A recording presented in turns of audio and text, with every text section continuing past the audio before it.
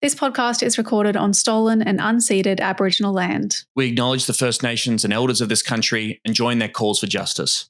Always was, always will be Aboriginal land. Extremely prevalent. Election betting rife in halls of parliament.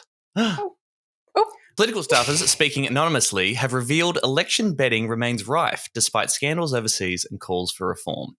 As the election draws ever closer, staffer group chats are heating up. The darkest places on earth. Oh, I can't imagine the kind of horrors that one would see in such a place.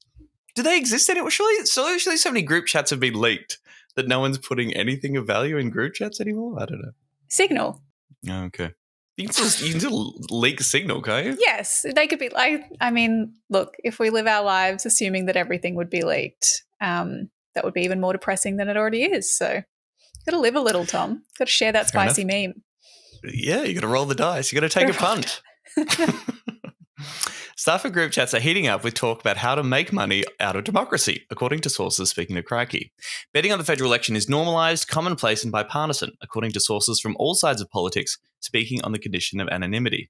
It is extremely prevalent in the Nats and the Libs, one former coalition staffer said. It probably accounts for 1/3 of all group chat messages. That's sad. that tracks, right? What the fuck are you doing? There's a country around. The planet's the other on fire. third is like, what are the stocks looking like today? What's crypto at? What's our story on this sexual assault allegation? Yeah, that was the other third, exactly. Can you put in your story that being a staffer is fucking hell and we deserve our insider trading for all the shit we cop from our bosses? The former staffer clarified they did not consider staffers betting on election outcomes to constitute insider trading. Just to be clear. We live in a democracy. We don't rig elections.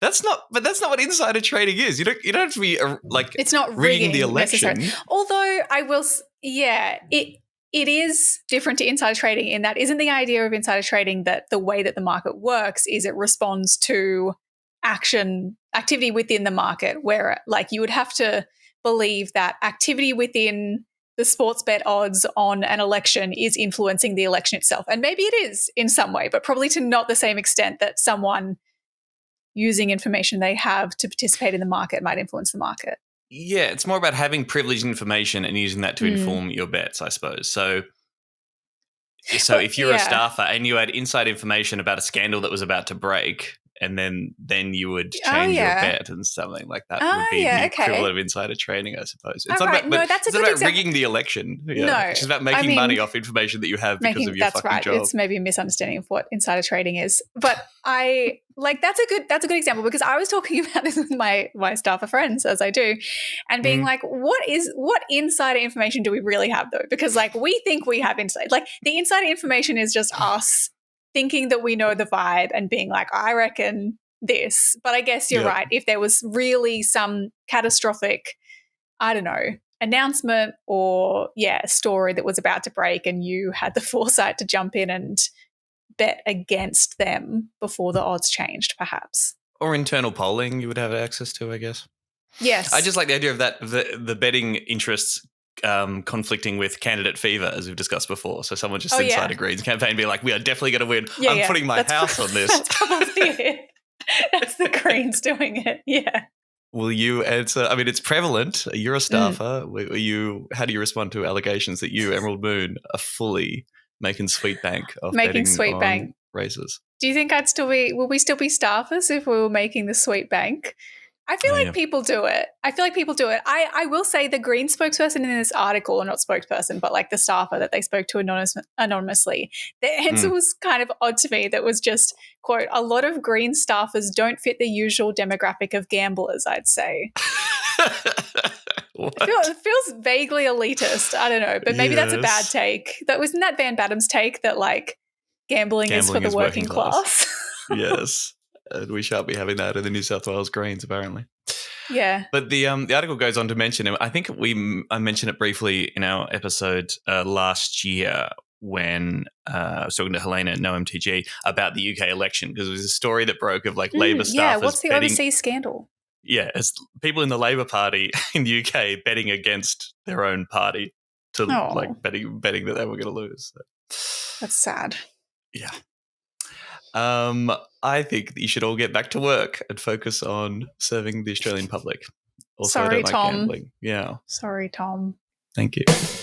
Labor Party hierarchy has got to get the message sent to it that the Liberal Party might be the Labor Party's opponents, but their enemy is the Greens. We're stuck with the hosts of Chapo Shithouse podcast.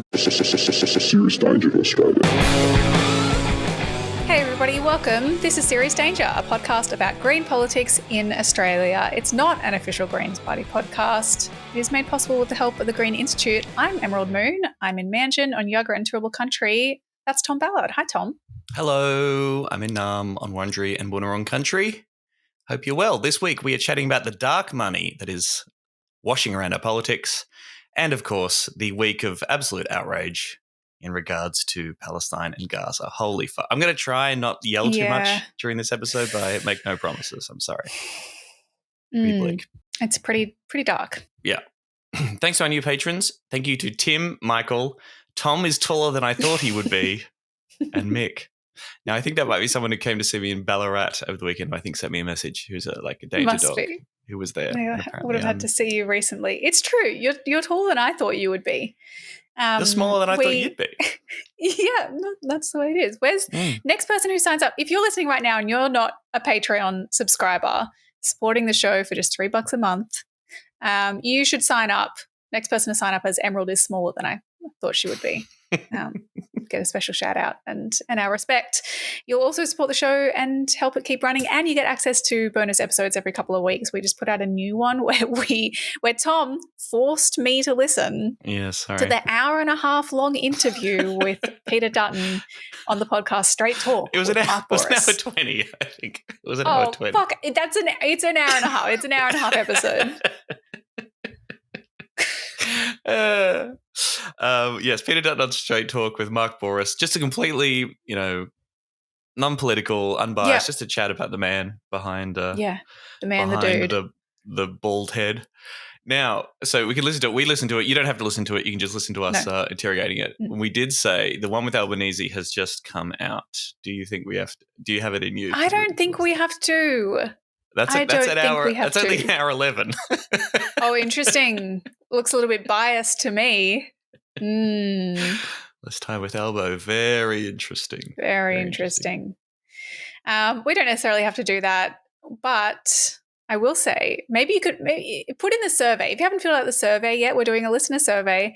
If you want us to listen to the Albanese episode that badly, you can say that in your survey response. Please don't make us do it.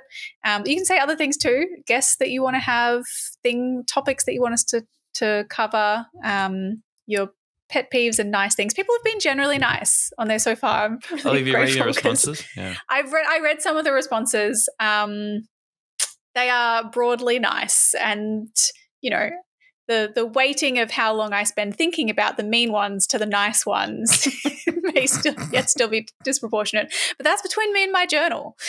So please fill out the survey with those things if you haven't yet, because we'll leave it open for the rest of this week, and then we will close it and have a look and see what we can do to meet your needs and desires, dear listeners. And then I guess I'll be let go from the show. We'll have a meeting with HR. You'll sit down and go, look, we've got this feedback. Right. We've been serving the listeners. We've been door knocking a Serious Danger listeners, and this is the feedback and the direction that we need to go in. Reviewing our large, beautiful focus group of wonderful listeners. Also, just one last thing before we've got a little mailbox, but quickly, we have merch still. We have the wonderful Pressure Works tote bags designed by Sam Wallman, an original illustration on them. We have that on a sticker as well. We have the stickers, the Greens, join the Greens political party, bumper stickers, and some Serious Danger stickers too. And you can find all of this stuff at seriousdangerpod.com if you want to buy and support the show. Yes, apologies to James. I just found this email in the email chain from December in which he said, "Hi guys, my partner is a big fan. I'm a moderate fan." Interesting. And I came here looking to buy her a tea for Christmas. Your stocks are way down, anything in the pipeline. Sorry, James. Hope you're still a fan. I'm sure this has only increased your fandom of Serious Danger of us getting back to you 2 months later. But yes, there is new merch. Go check it out. And the last thing I want to say before we jumped in is, of course, we are recording this before the by-election that is happening in Victoria, the Super Saturday of two by-elections in Werribee and Paran. So obviously we'll have a look at those results on next week's show, perhaps, and get into them. But yes, love and solidarity to the Greens candidates. Hopefully we can hang on to Pran, and we'll see what happens. We'll see how much on the nose the Victorian Labor government is with the results in Werribee. But yes, thumbs up and love and vote Green, etc. Etc.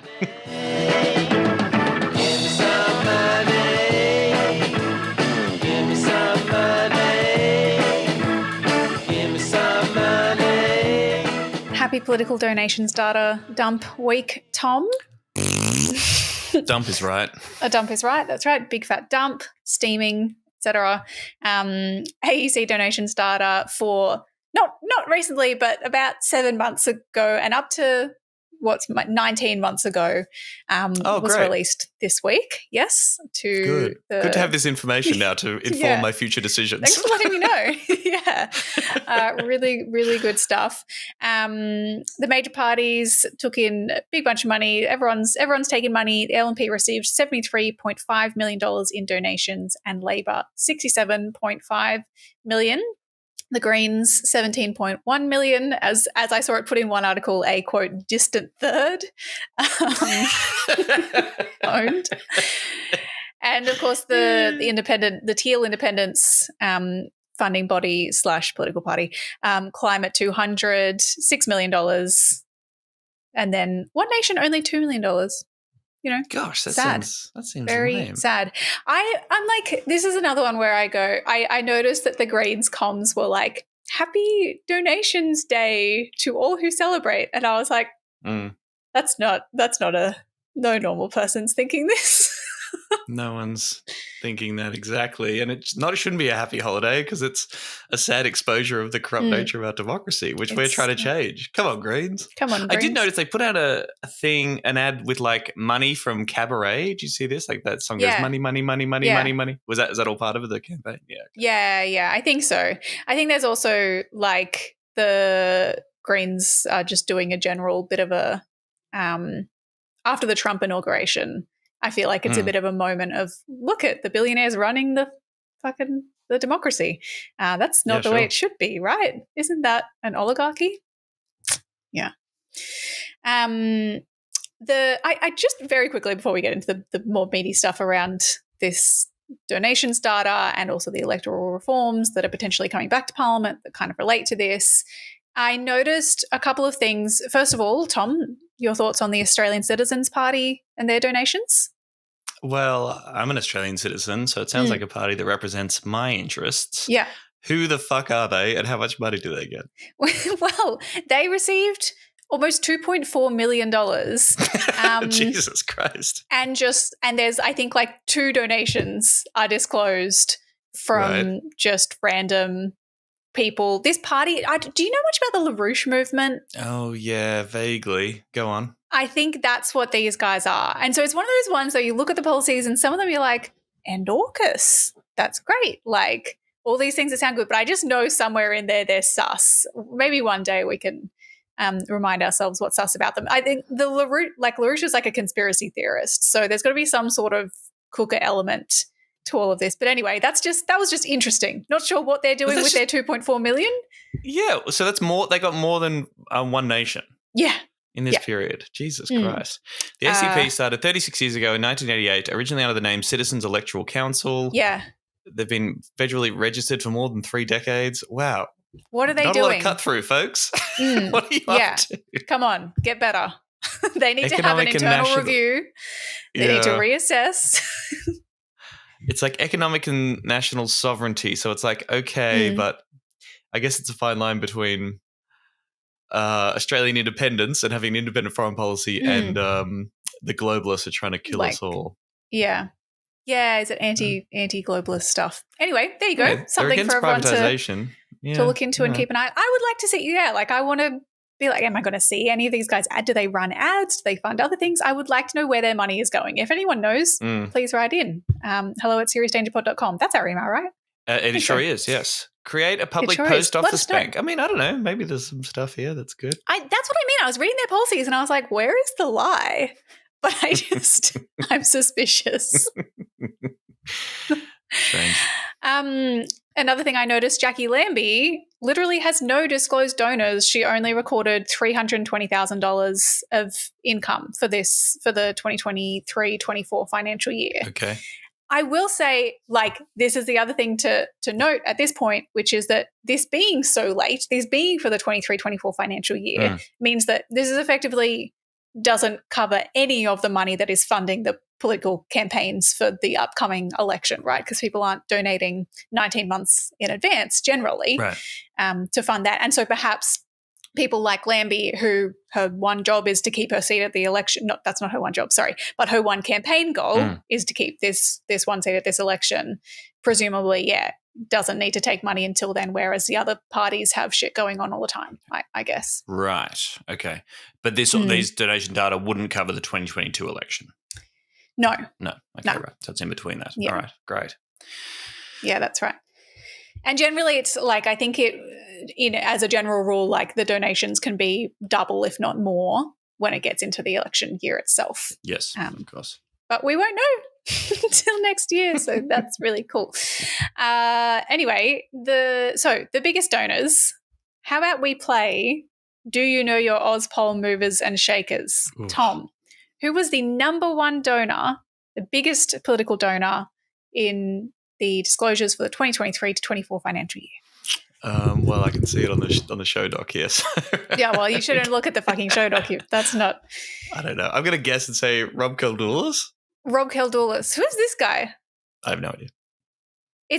I described as like a share trader, a finance guy, and he is mostly a Teals backer. Interesting. I really don't know anything more about him. I think number 2 was Anthony Pratt. This guy we do know. We do know. This guy loves to buy influence and closeness to all sorts of politicians, including Trump.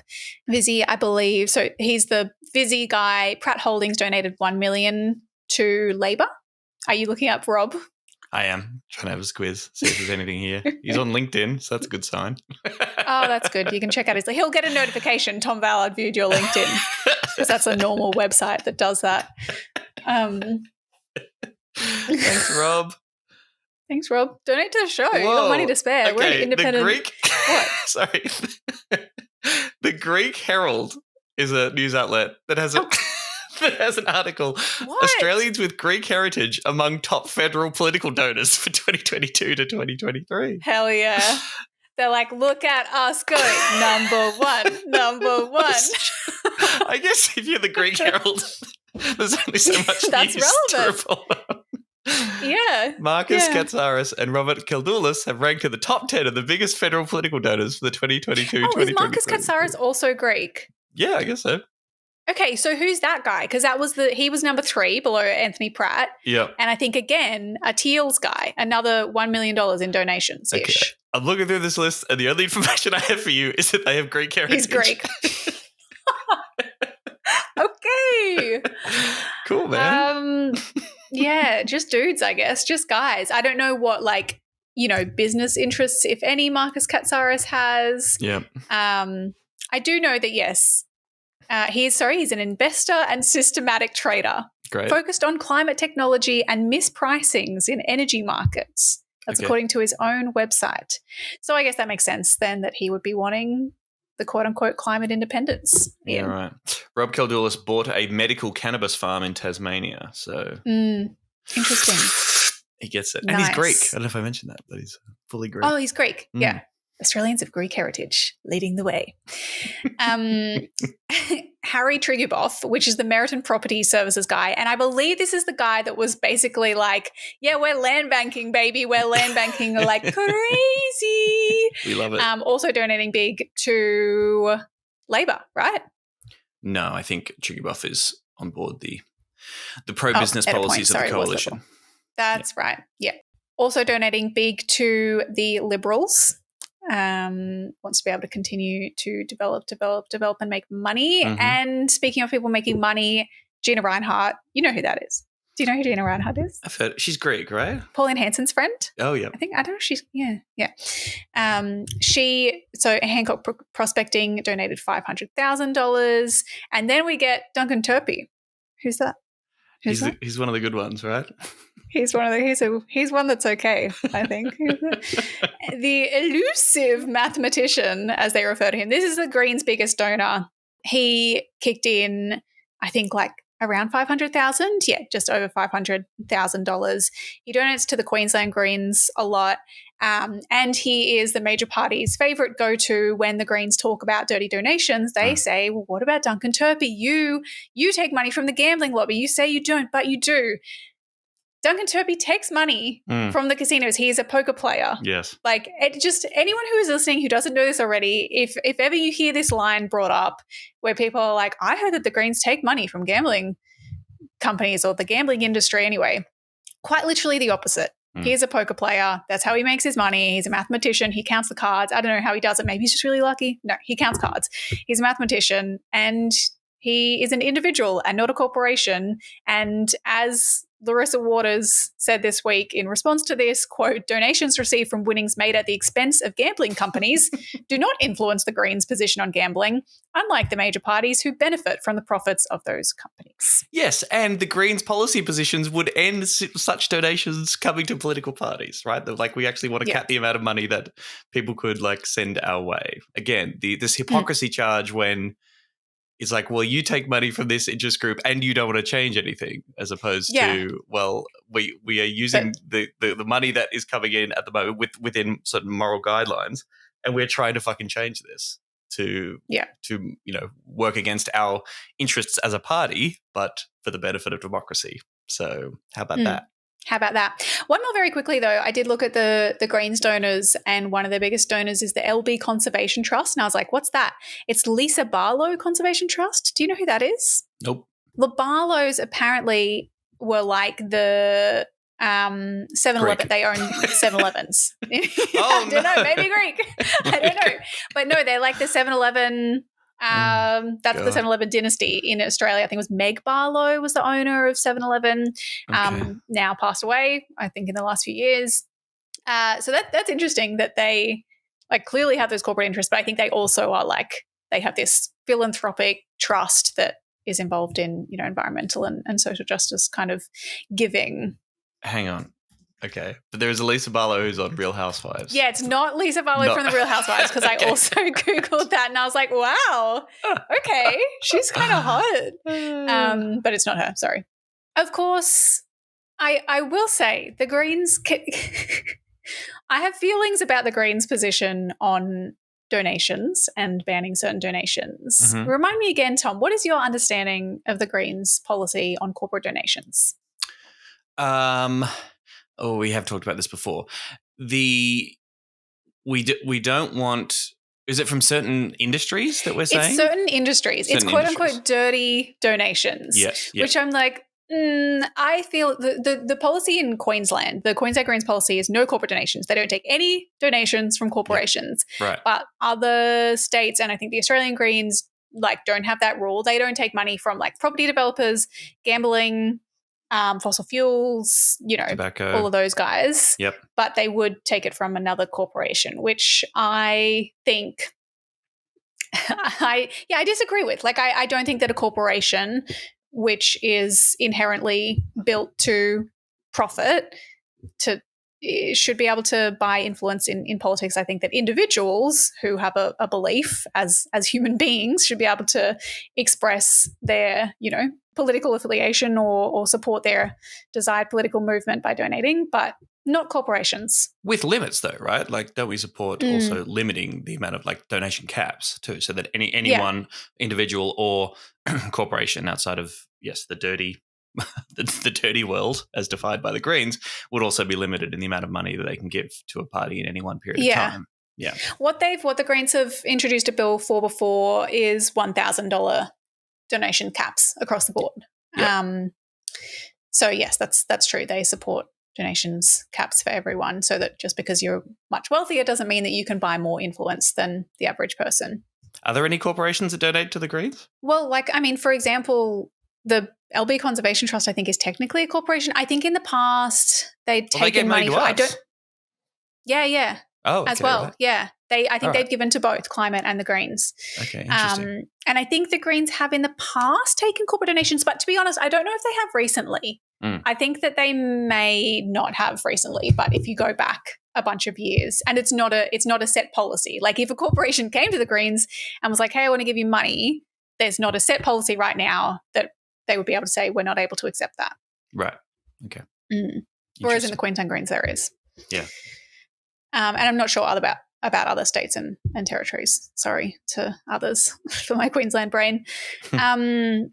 I will say, so, like, there is still a shitload of dirty industries, though. It is true that there are particular industries that have a history, a record of buying influence through political donations. And that's the rationale for, like, banning donations from, those particular industries.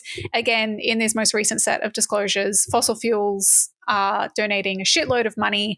Like, very interestingly, as almost always, split quite evenly between the major parties because both major parties are on board with fossil fuel expansion. There's also, like, a few, though, Hancock, for example. I think Gina Reinhart has mining interests, but I think also has interests as, like, a deep, like, far-right conservative. So, she's supporting the coalition, for example. But the Woodside, Chevron, Santos, the gas lobby, all those, they're donating to both parties.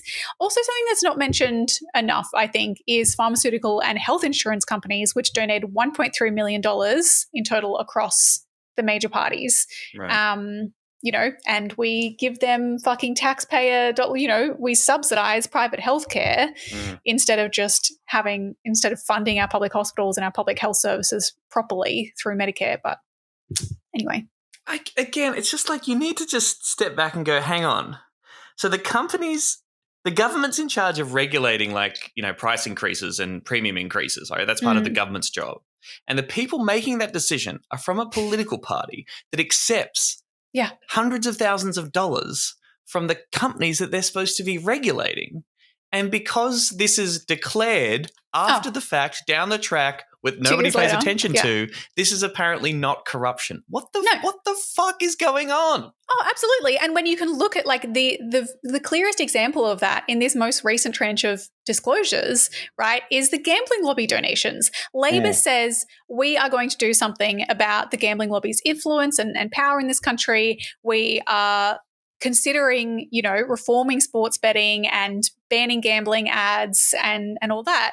And then Sportsbet donates $88,000, Tabcorp $60,500, and the peak gambling body Responsible Wagering Australia $66,000. And then suddenly Labor shelves the reforms, so we don't want to do them anymore. Like, it's so fucking obvious. And this isn't even the whole picture, right? This is just the money they're donating directly to the party. So on top of that, you've got the lobbyists whose full-time job is to be in Canberra and to lobby people directly. And you've got public spending on, like, on print and TV advertising and funding think tanks and stuff to support the positions of your financial interests, Yeah. And that's the thing. Like, it is a network. It is a relationship of just closeness with big business and with corporate interests that goes beyond just these donations. The donations is the tip of the iceberg. So I think it's like, when you argue that political donations buy influence, it is a little bit confusing because you look at the scheme of how small these donations are in the scheme of how much government spending there is or how much the companies are earning. You're like, $60,000, that's peanuts. That's barely anything. Is that really buying them legislative reforms? But then these companies are also offering, so many politicians, suddenly they leave politics and they get a job on, Anna Bligh, former Premier of Queensland, the head of the banking lobby, for example. Like, that's just so commonplace. So I think it's just that, and they're all, Peter Dutton flying across the country to go to Gina Rinehart's birthday party for an hour. It is just, they are just so close. They are enmeshed. They are one and the fucking same. And because often these donations are like, paying to be at a dinner in which you sit at the same table as the relevant minister, right? So it's also just about FaceTime. Yes, FaceTime and access. Yes, that's right. And they're just having a nice dinner and they're chatting about the state of the country. Yeah, you've got the number in your phone. Yeah. The other surprising, I was kind of surprised that they didn't try harder to hide this. The Cormac Foundation, a Liberal Party funding vehicle, like a holdings company basically for the Liberals, donated $500,000 to Advance, which is, of course, the right-wing lobby group that campaigned vociferously against the Voice to Parliament and now has said that we're going to spend millions of dollars targeting the Greens. Just $500,000 from a Liberal holding company. I think like up until now they had at least tried to pretend that they were, grassroots, independent, not politically aligned with anybody or another. It's just that we think that the Greens are evil because we're just ordinary people. But this was just like mask off, right? Yeah, I'd say the mask wasn't strapped on very tightly. No. I would say. But they like to, they're not, like, that messaging is not for you or me. They know that we believe, like, they know that we know. But I was surprised they would leave a paper trail this obvious. I mean, you could say the flip side of that would be, okay, GetUp was independent. GetUp had members of the Labor Party on its board. GetUp is clearly a progressive organisation that was never going to say, hey, everyone vote for the Liberal National Coalition in any instance. They maintained a level of independence. I'm not saying GetUp doesn't criticise the Labor Party. They definitely do. But, we know the orientation broadly of where GetUp was. I don't know if Labor ever donated directly to GetUp. That's right. I don't know if they were funded by Labor. I guess that's, that's the question. Presumably they were funded by unions, which also fund Labor. So probably the right would argue that that's the same. The other big story, I guess, from the donations disclosure is this idea of quote unquote dark money. So the Guardian headline, for example, was dark money totaling $67.2 million flowed to Labor, Coalition and the Greens in 2023 to 24. What? That's right. And you're like, dark money going to the Greens. I thought they didn't do dirty stuff with donations. What We're a distant money? third. A distant third. A distant third. That's right. Come on, guys. No dirty donations. It's because dark money, like what that term refers to is just anything that's not disclosed.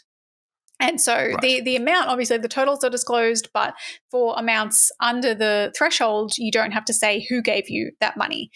So at the moment, about 45% of income for the parties is all undisclosed donations because they fall under the disclosure threshold.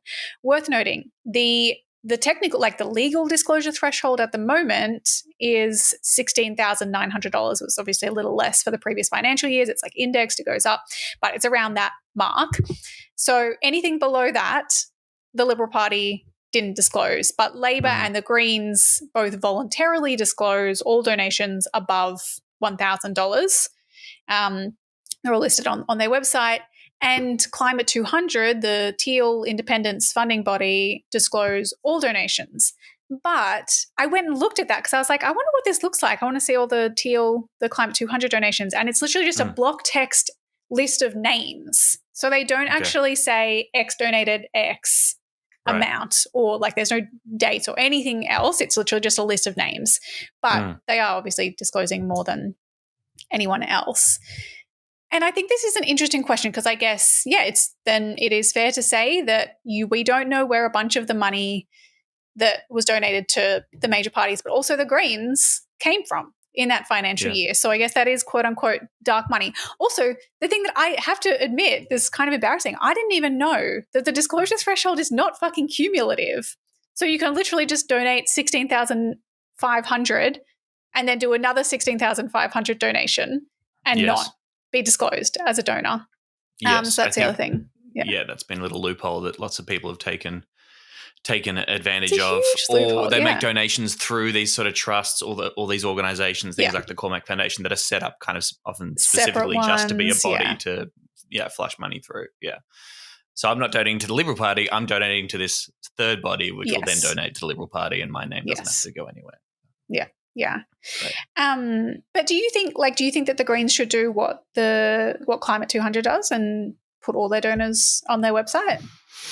Yeah, I do. I think that, we need transparency, goddammit. And yes, you could argue there's a level of invasion of privacy when it comes to the act of donating to a political party, but I kind of think that's the cost. That transparency and that engaging in political action comes with a cost because we need to, it's important to know where the money is coming from. Not disclosing donors because of privacy reasons is the same logic we get from fucking think tanks like the IPA, Well, and the Liberals, that's their reason for not lowering the threshold below 16,900, let alone 1,000. Because we're just trying to protect the privacy of all those ordinary punters out there who are chipping in 15 grand a year. Yeah. Now, you think maybe that there is something to it, that protecting people's privacy or protecting people from being doxxed for that is fair enough. I actually haven't, I haven't really come across this argument or thought about this much before this week, so I don't really have strong feelings about it. But I can see the rationale that, particularly for, like a socialist or a left-wing organization, it is a very real possibility that if your name is on a website as having donated to the Greens, that means that you will be, doxxed or targeted in some other way. And I guess if you were thinking about this in terms of broader policy, in thinking about in some, maybe not dystopian, but in some future political context where a certain party, like the Communist Party of Australia was treated, is designated as illegitimate or even, a terrorist group or something like that for political reasons, then that puts those donors at risk in some way. So I get that rationale, but at the same time, it is tricky. But I don't know.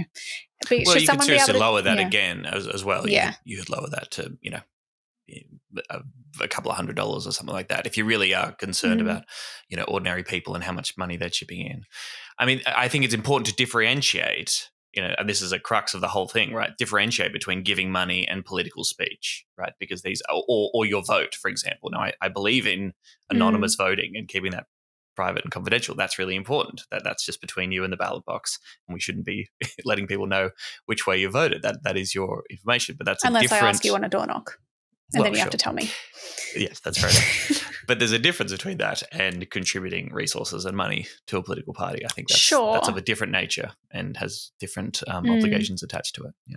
But this is the thing: without adequate electoral funding, in a situation where money does buy elections to an extent, you need to you have to accept the reality that you need money from people. So it's in a perfect world, it probably wouldn't matter as much whether people can donate money as a form of quote unquote electoral political expression. But right now it does.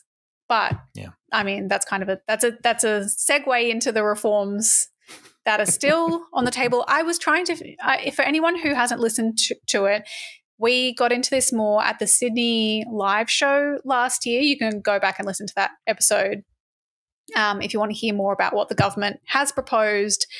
But the long story short is that their bill has, that they've been negotiating with various parties. The crossbench has said that the reforms that the government has introduced, which include donations caps, spending caps, real-time donations disclosure, and lowering the donations disclosure threshold, but also things like these new payments to incumbent MPs and senators, and also increasing the taxpayer-funded reimbursements for elections. All of that, the crossbench has raised concerns about effectively whether this is just a stitch up for the major parties and the incumbents to entrench their own power. And even, is it Don Farrell has explicitly said that, it's about stopping the Teals. Of course it is. But the argument also from Labor is, it's about stopping people like Clive Palmer. We got into this more in that episode, but it seems like this week the feeling is, and I would say even the assertion from the crossbench is, that they think the major parties are just going to do a deal. It's going to come back to the Senate for debate next week, and they will just pass the changes as ever suits them, including, having a situation where, for example, you can spend only up to $800,000 per electorate, but $90 million nationally, which is obviously a lot better for political parties, or where, union affiliation fees aren't included in these limits, or incumbent MPs get these quote unquote administration payments to deal with new administrative burdens, all these things that don't really help new entrants get into politics. Right. Okay. So yes, they were hoping to get this done by the end of last year, and it got pushed down. But you think in this last week, we've got one more week right after this week to sort out that they're going to try and. It seems to be that's the vibe, and maybe that's I guess positioning, or the crossbench trying to put additional pressure on Labor to say, we haven't fucking heard from you. Like, is that because you're out there talking to the coalition? You guys are going to do a dirty deal to fuck us all over? Or do you want to now come to the table and we can work something out? And the crossbenchers said, well, like they've offered to split up the bill to pass the more kind of uncontroversial stuff, the transparency measures for donations disclosure and, real-time disclosure so that we're not waiting 19 months and lowering that cap, et cetera, the threshold, sorry, not the cap, and then refer the spending and donation caps to a Senate inquiry. They said, we're happy to do that, but it seems like, as at the time of recording anyway, the government hasn't come out and said, yeah, okay, we'll do that to improve democracy before we potentially get an LNP government that won't want to do shit like that and will just want to make things worse. Instead, it seems like they might go, well, it's easier for us to just do what works for the majors, so we don't need you guys. We'll just do that. Well, yeah, the status quo is working out fine for them. And remember, none of these reforms are obviously going to affect the election this year. That's right. It's not till 2028. Yeah. Fucking hell. Anyway, TLDR, give money to the Greens. TLDR, give money to the Greens. So true. The U.S. will take over the Gaza Strip, and we will do a job with it, too.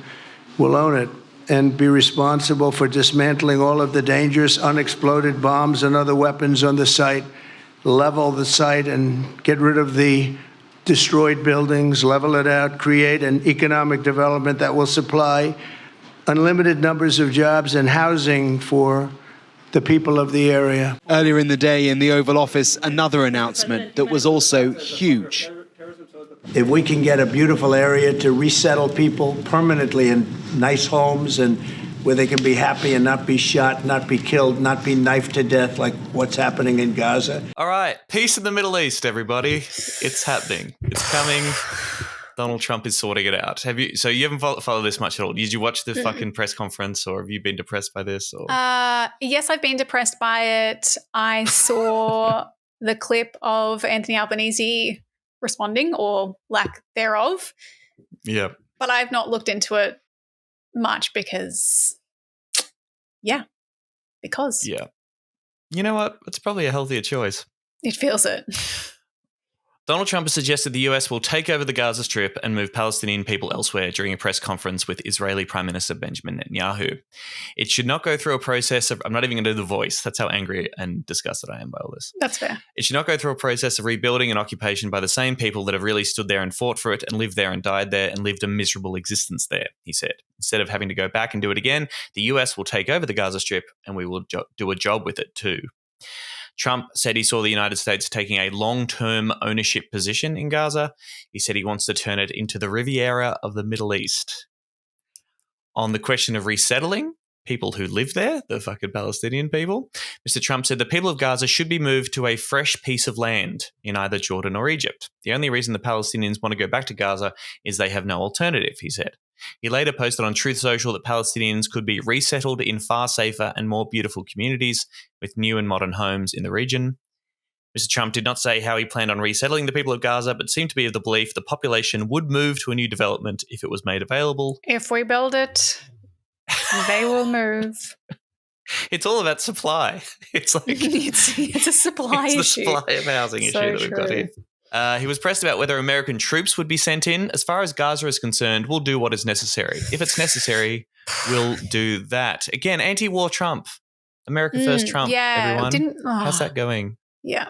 When asked whether the refugees would eventually be allowed to return, he said that the world's people would live in Gaza before adding also Palestinians. Oh, in addition to the world's people. Yes, the world's people, right. And also I guess some Palestinians if they want. If they've got enough money to buy the condos that I'm going to build, then yeah, sure.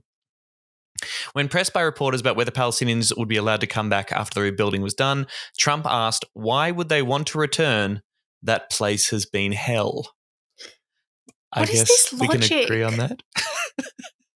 It's Trump, baby. It's been hell because it's their home and they want to live there. That's because of the evil war criminal cunt sitting next to you during this press conference, smiling his fucking ass off. The place has been hell. Owing to what? Anyway. It's just crazy.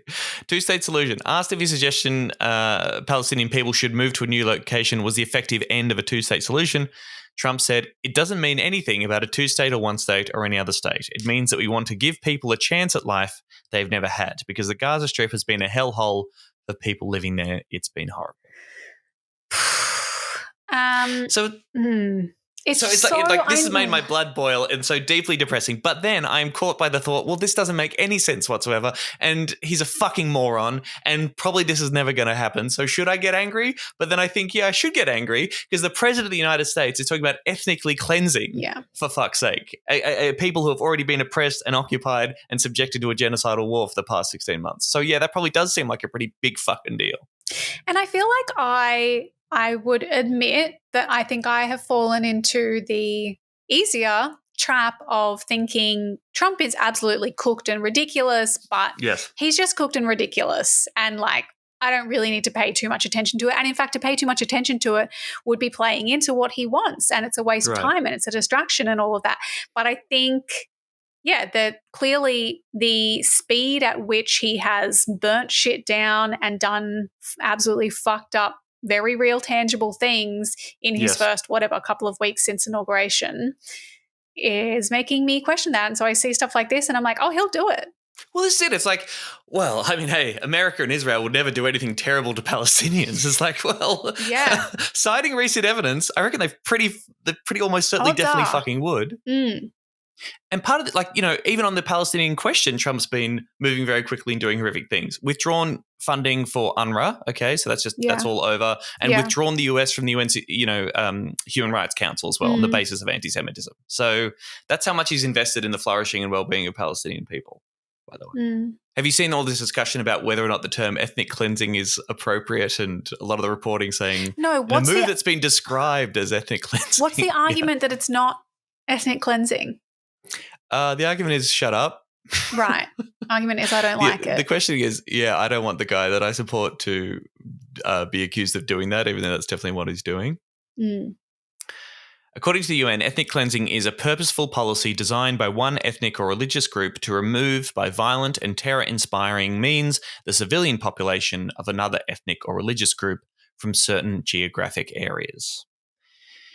So I guess, you know, defenders of this or people who are trying to hold back judgment would argue that, again, according to Trump's cooked brain logic, that because he's saying, hey, some Palestinians, if they want to come back, then they can live there. Yeah, and we're going to do it in a nice way. We're moving them out.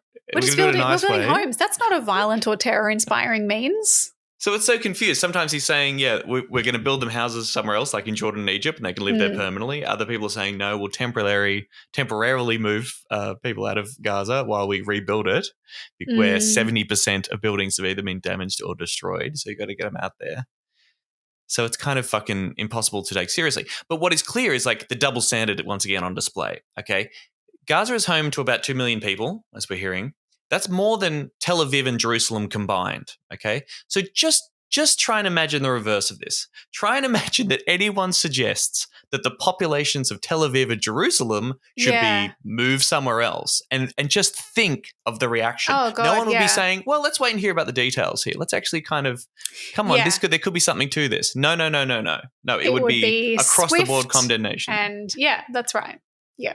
So I guess, yes, how seriously are we supposed to fucking take this, okay? Because, again, it's very easy to imagine a world in which the US does this, occupies, takes over the sovereign state, ethnically cleanses it, uses military might to do so. Like, that's not a crazy idea. I mean, this same country has stood by and funded a genocidal war for 16 months without blinking. So why wouldn't they fucking do this? But then it's Donald Trump. It is Donald Trump. I mean, do you think that is the angle that Albanese is taking in the way that he responded at that press conference, where his opening, I guess, remark or response is, I'm not going to provide a running commentary on what Donald Trump does and says, the implication being, well, because he's always doing it, he's always saying crazy shit, so we'd be here all day and that would take up all my time. It's not worth my time. Is that the angle that he's taking? I guess so. Him and some other people, which we'll come to, like Dave Sharma sort of saying, we take Trump seriously, but not literally. I'm like, but what's seriously, the joke here? He held a press conference. It's a press conference. Yeah. In front of the fucking president of the United States. He's the president of the United States. Yeah. And the prime minister, maybe if he was by himself, maybe, but fucking Netanyahu's next to him, who would also be involved, saying, this is good, thumbs up, I support this decision. So, I mean, the other argument is that it's a negotiating tactic. Okay, so we've got this, the ceasefire thing. We're going to be moving to the next stage. Well, yeah. Which is like, okay, well then it's still fucking evil to throw out the idea to put. Padawan, watch the master at work. You shall see. Fuck. Is that in the art of the deal?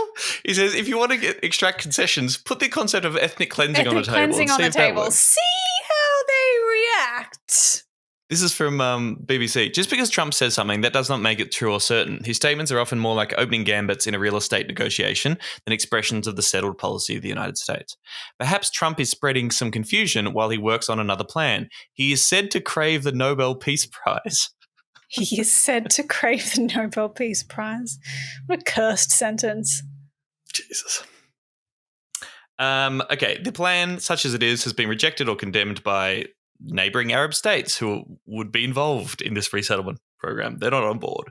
UN officials, human rights organisations, Hamas, unsurprisingly, Palestinian President Mahmoud Abbas, UK Prime Minister Keir Starmer, credit to him, don't like that guy, but at least was prepared to say Palestinian people should live in Palestine.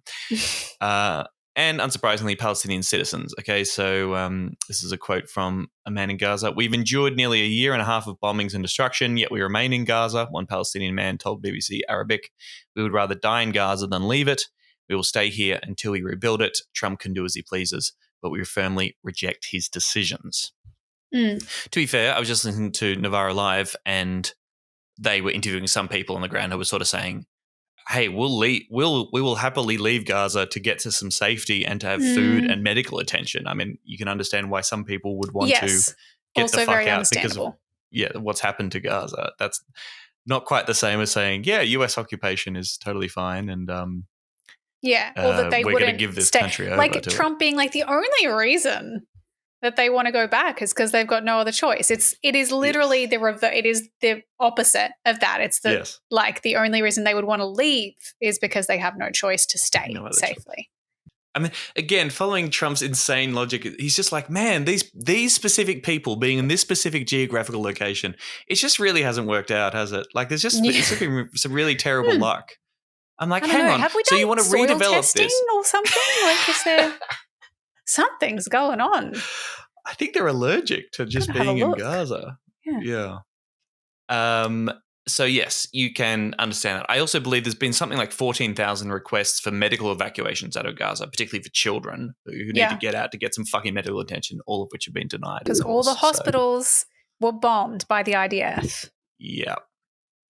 That's. I feel like that really is a lot to do with the amount of flourishing and happiness in Gaza is like all the bombing. Could have something to do with the bombings. Who can say? We'll have to wait and see. Some of the worst reactions to this has been from fucking Biden supporting liberals in the US, right? Who, I don't know if you've seen much of this, but on X we've got Julie Ioffe. I know it's American politics, but I think you'll appreciate how annoying this is. Yeah. Julie Ioffe, who's a liberal. Hope everyone is happy now that they got Genocide Joe out of office. Simone Sanders, who was Biden's press person, I believe, or a media advisor. I think now it's very appropriate to reiterate that elections have consequences. So, you happy now? Literally told you. Yeah. I hate to say I told you so. It's like great to see the Democrats learning here. So this is the bar now. Hey, he was in helping out a genocide, but at least he didn't explicitly say that he'd do ethnic cleansing, right? Yeah. And that's the lesser of two evils. And the fact that you guys didn't vote for that, not that the the pro-Palestine vote was actually a deciding factor in Trump's landslide victory across the US. But I hope you're fucking happy now, actually. Let's be pragmatic, guys. Yeah. Which I can just see coming down the pipeline if Dutton happens to win the election this year. The fucking Labour hacks of just being like, well, good luck, everyone. Yeah. So that's right. Far-right Israeli Finance Minister Smotrich, Bezalel Smotrich, said the proposal was the real answer to 7th of October and pledged to definitively bury the dangerous idea of a Palestinian state. Jesus fucking Christ. So that's pretty cool. Secretary of State Rubio said that it's a generous offer and it's not a hostile takeover. He said it would be a temporary relocation. Defense Secretary Peter Hegseth praised Trump's outside-the-box thinking. Ooh. Wow. It said the Pentagon was prepared to look at all options. This is a recurring theme. This idea of fresh thinking. Nothing we've done so far has worked. New ideas. Yeah, new ideas. The new idea of like not funding the genocidal war, like that's not an idea. The problem is no one's figured out what we should do. Yeah, and it so plays into that thing though, right? That it's like it's just a really complicated situation, and you know, it's really if we had the intellectual power to solve this, then perhaps we just could. It's nothing to do with, just like brute force and the same old fucking powers at play that always have been. Colonialism and imperialism and fucking, genocidal, subjugation of brown people. And anyway. That's it, right? That's how strong the colonial mindset is. To just be able to flippantly say, oh, let's just move these people out of here and we'll just get them somewhere nice. Fuck all their connection to the country they live in. I mean, if someone tried to push me out of my home, I wouldn't like that. That'd be bad. But for these people who I don't know and I can exercise brute force over, fuck them. Fuck them and their rights and anything they might want. People are like, Aboriginal people might get a say in Parliament. I've got to take my fucking home. Fuck this. And then they're like, few million people, just move them out of the country, Yeah, that'll be fine. I mean, it's out of the box. Oh, imagine, Aboriginal people taking you home. I mean, imagine someone taking you home in any way. That would be bad. Or once they've taken you home, shepherding you and your people into missions so that you can be managed and paternally managed by a colonial state. That'd be. And again, see, it's same fucking shit. Like the idea that this is like a novel and complex situation that requires novel and complex solutions. Yes. It's the same fucking shit. I'm so sorry. And it will be the same shit. Even if this is presented as a new and novel, like a novel kind of out-of-the-box idea, when Trump says we will do what is necessary, he means we'll do the same shit, which is go and kill Arabs and force people out of their homes and bomb the shit out of it until it's ours. Thankfully, we have, brave people like our Prime Minister standing up for what's right in this country.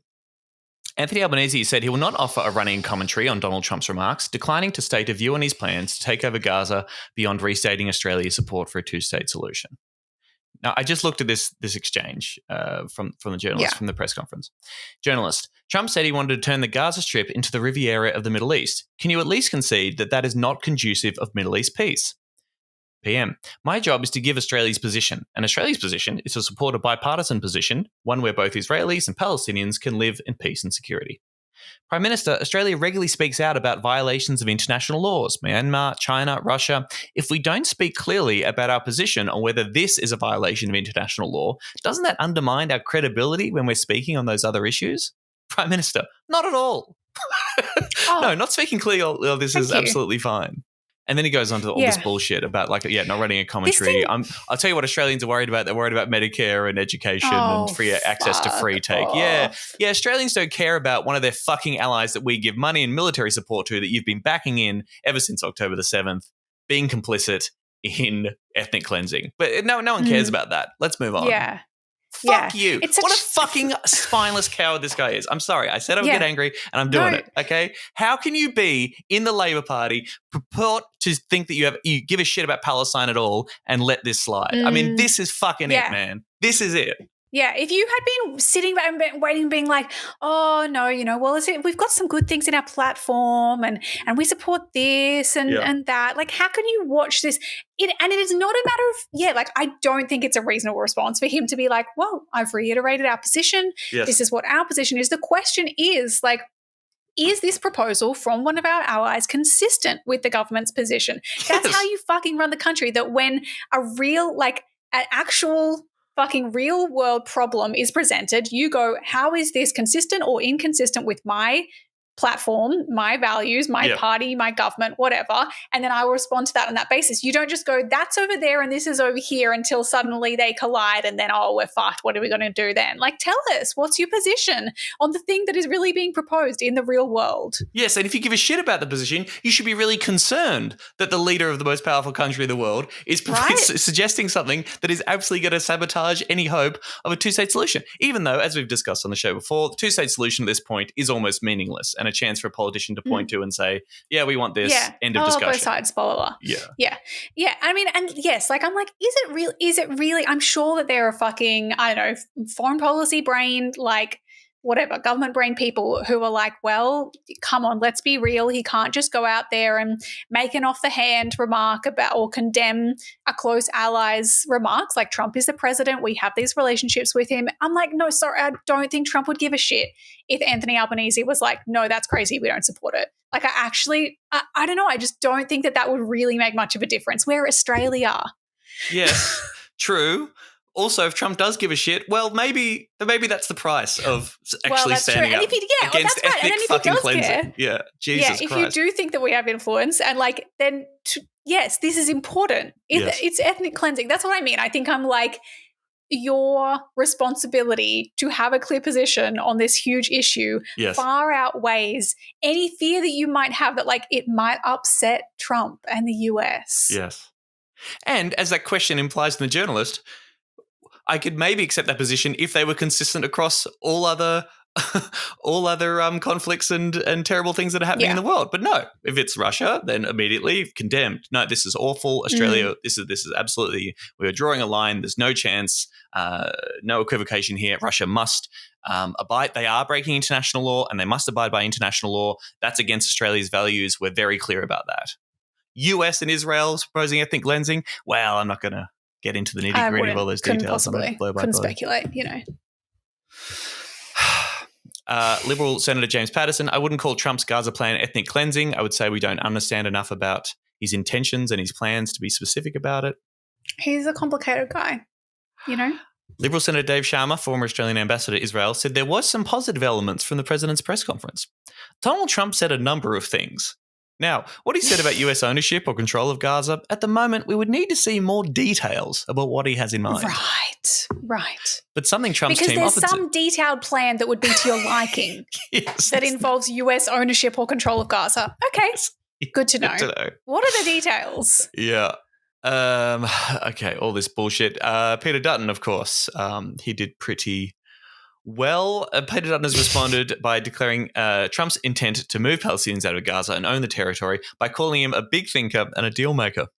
Let's be honest, what's gone before us has failed. And people who dismiss, this is great too, people who dismiss President Trump and say he's not serious or whatever, derogatory comments they want to make, I just think it defies the reality of the gravitas he brings to the situation. So this is amazing, right? So we've got Sharma out there saying, don't take him seriously, don't take him literally. This isn't actually going to happen. And then Dutton's out there going, no, this guy's serious. This guy knows what he's on about. Don't bully him, please.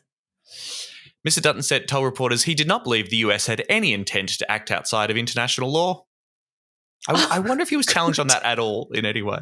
Yeah. I don't think the president, from what I've seen, is talking about forcefully moving people. I would wait to see the detail of what is to be released. Right.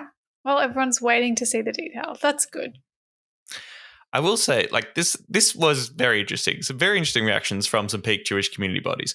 Alex Rivchin, co-chief executive of the Executive Council of Australian Jewry, told ABC News Radio he was stunned by Mr. Trump's bold and crazy comments. This intimation of the permanent relocation of a large number of Palestinians and also the acquisition of the territory by America, that seemed like quite a loopy proposition to me. No one favours the notion of ethnic cleansing or the permanent removal of those people that is their home and they belong there. Jesus Christ. You've got Rivchin so someone can fucking call it out. Yes. And it's the Executive Council of Australian Jewry who are normally pretty pro, like they're not exactly pro-Palestinian. Yes. Don't worry, though. There are good politicians. One of the very few good politicians, Greens leader Adam Bandt, said Mr. Trump's announcement was proof that a Trump presidency was a threat to peace and democracy. This is the end of international law. This is Donald Trump talking about the takeover of another country, potentially by force. The Australian government must make clear that it poses a clear violation of international law. Whatever one thinks about the situation in the conflict in the Middle East, that is clearly wrong. Australia also, unfortunately, has a very poor record in the past of simply following the United States into conflict. Yeah. So again, I am very grateful for the existence of the fucking Australian Greens. And it puts everything in perspective, like all the bad faith allegations and the smearing and the pearl clutching and the character assassination of not just the Greens, people across the board who speak out in favour of Palestine. We've been seeing this week journalists getting fired from their jobs by retweeting things supporting Palestine. The Antoinette Lattouf case continues to roll out with disgraceful behaviour by the ABC. Just all this shit, right?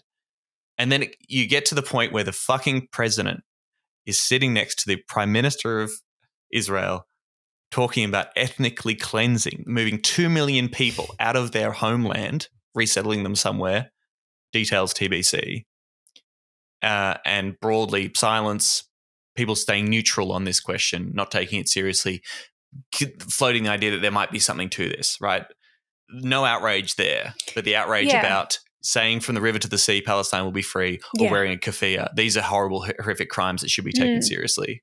Whereas the imperial mindset of America, ethnically cleansing millions of people, well, let's sort of wait and see. Wait and see. Yeah, wouldn't want to be too hasty. Do you think things have gotten? It seems like things have gotten worse. You would think that as the war goes on and we've seen more and more horror, more and more the death toll for Palestinian people keeps rising, that greater empathy would be garnered for the Palestinian cause. But I reckon in the past couple of months, something's just kind of particularly shifted, and it's gotten particularly bleak. I don't know. What do you think? Yeah, there has been. I mean, there's been a lot of campaigning by very well-funded groups like Advance that is just, it's kind of like it's tarring the Palestinian justice movement with the same brush as they did with climate activists, right? Like it's the same kind of vibe, that it's just this feeling that they want ordinary people, and I think unfortunately some ordinary people might buy into, to feel that it's like that is a group of people that are just disruptive and crazy and radical, and I don't know. And I mean, I think about, for example, Labor doing a deal this week, voting in favour of Liberal amendments to their hate speech bill to introduce mandatory minimum sentencing, which is meant to be contrary to Labor's policy platform, but they do it all the fucking time anyway, it seems. Mandatory minimum sentences for threatening violence on the basis of, a protected attribute. And you just know who that's actually going to be used against. And it's Palestinian protesters. Like, you just know that's why the coalition wanted it. And Labor's happy to be like, sure. And so, yes, I think that we will continue to see, like, it's not necessarily representative of absolutely not representative of what the grassroots would be feeling based on the reality, the facts that are presented to them about what is happening in Gaza. But it is so far skewed by the most powerful entities in the world, whether it's, well-funded lobby groups or governments. Yeah. I mean, look, also playing into this is this spate of horrific, condemnable anti-Semitic attacks that we've seen, some of which the details of the motivations or who's getting paid to do some of this shit is all bizarre and needs to be clarified, where this money from overseas is coming, and what the fuck's happening with a lot of them. But that aside, the terror and the fear that's instilling in the Jewish community is horrific and awful. And that's obviously being part of the picture and raising the temperature around this, along with the extremely bad faith attempts by a bunch of people to tie such violent attacks with a peaceful pro-Palestinian movement, which should also be, that's right. That tying should be absolutely condemned.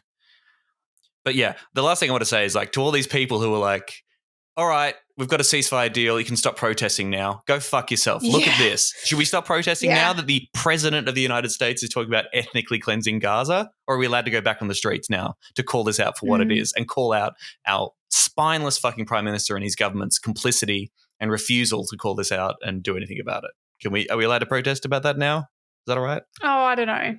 Only if you do it very quietly. Okay. If you can't see the slide into fascism that's currently happening in the United States, you are simply not paying attention.